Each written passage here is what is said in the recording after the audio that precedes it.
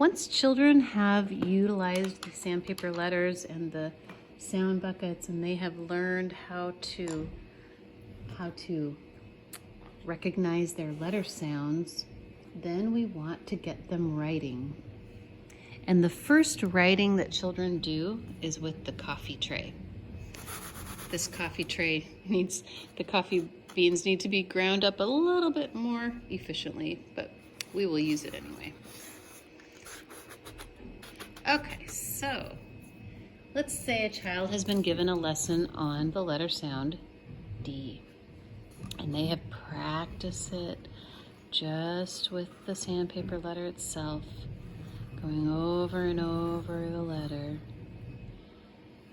Then you think, well, maybe they're ready to write it. And this child might be 3, might be 4, might be 5. It depends on when they enter Montessori or your program. If you're not in a Montessori program, you could be using these same materials. They have a lot of these at Lakeshore Learning Supply. You don't have to be a Montessori to use the same ideas.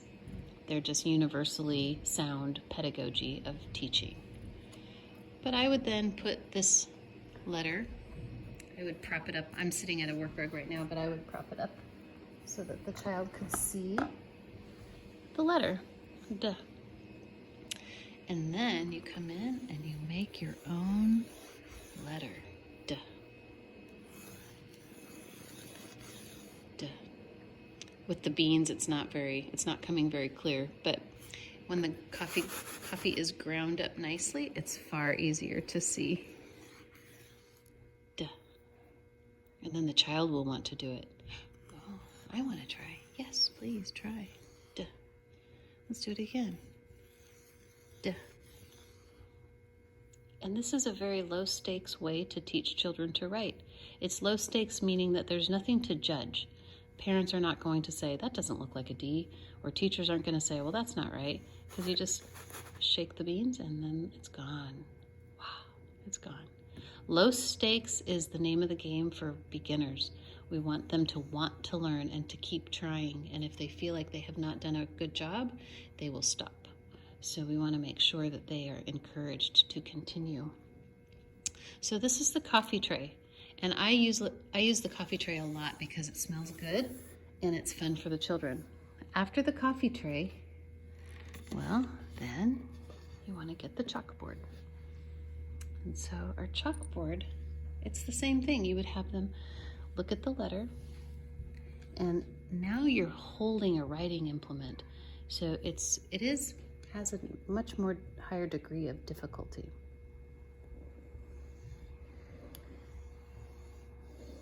And you're just trying to get lightness of movement. You want them to be light. You want it to feel like they're painting a painting almost.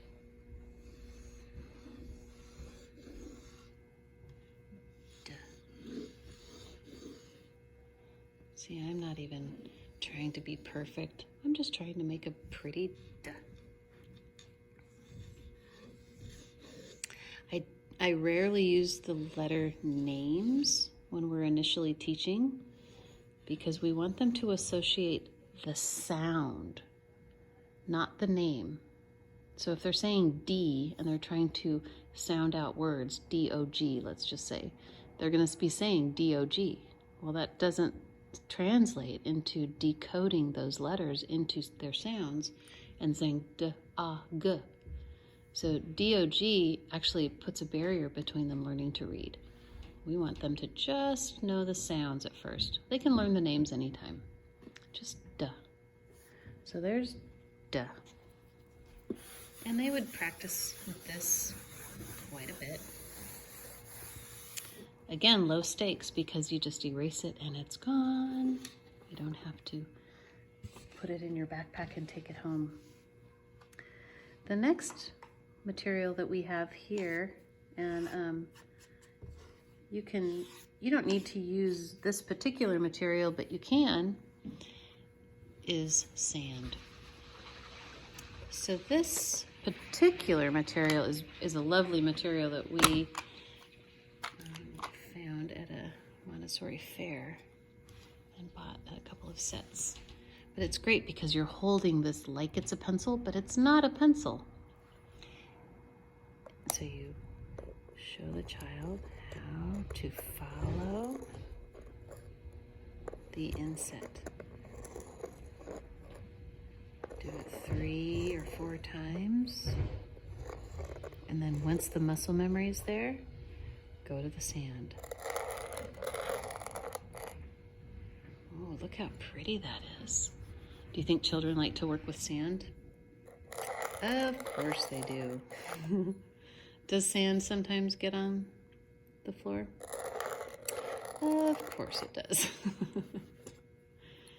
So that's how we do that. And we have all these different letters, so you can teach any letter. This happened to be the one that was in there. So this is a stepwise process, and we go sequentially and not out of order so that the children gain confidence in what they're doing.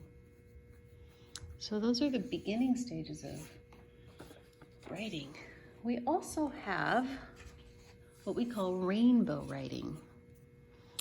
Now this is the letter A, of course. I have a D up here, so I'm going to move that, and I'm going to get the letter A.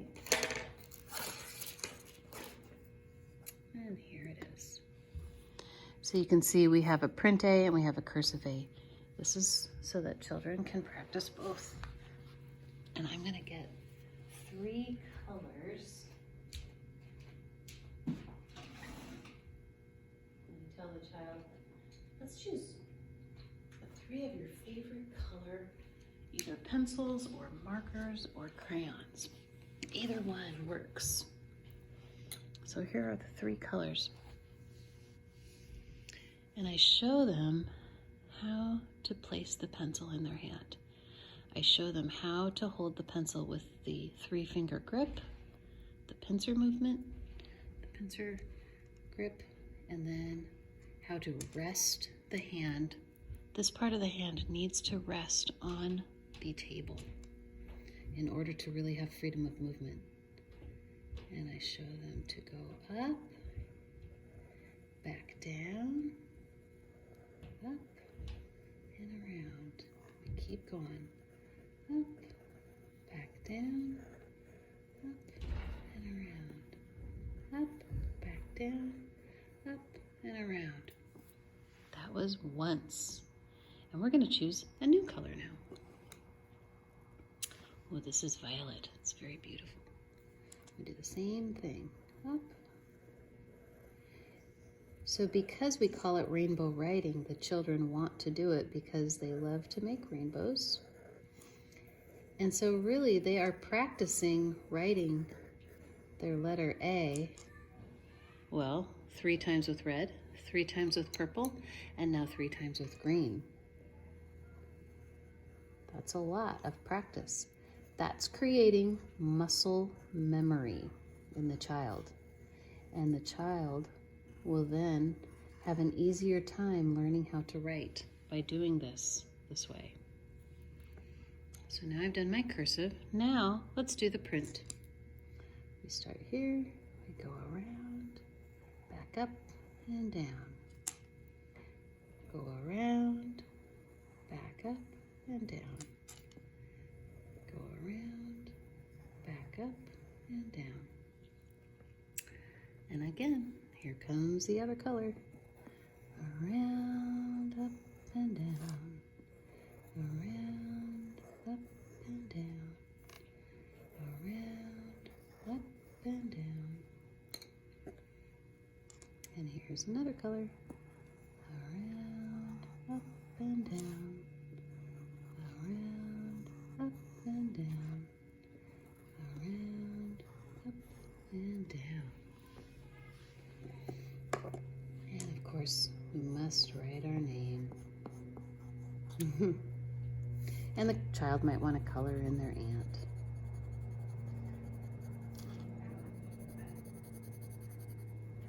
So that's how we do rainbow writing. And in our school, and you can do what you like in your school, But in our school, I tell the children if they want to make a booklet, which means they get to have a cover of a colored construction paper stapled on the sides that says My Book of Rainbow Writing, they have to do 5 different sheets. Now it can be all the same letter, that's totally fine. Or it can be 5 different letters, that's totally fine too. They can choose. They're all there on the shelf ready for them to take out so that they can do their book of rainbow. You can call it rainbow writing or rainbow letters. That's totally fine either way. But the rainbow part is what gets them. They want to make those pretty rainbow colors. And it creates muscle memory for learning how to write. And it's also imprinting upon their little brains the initial sound, which is what we want too. All right.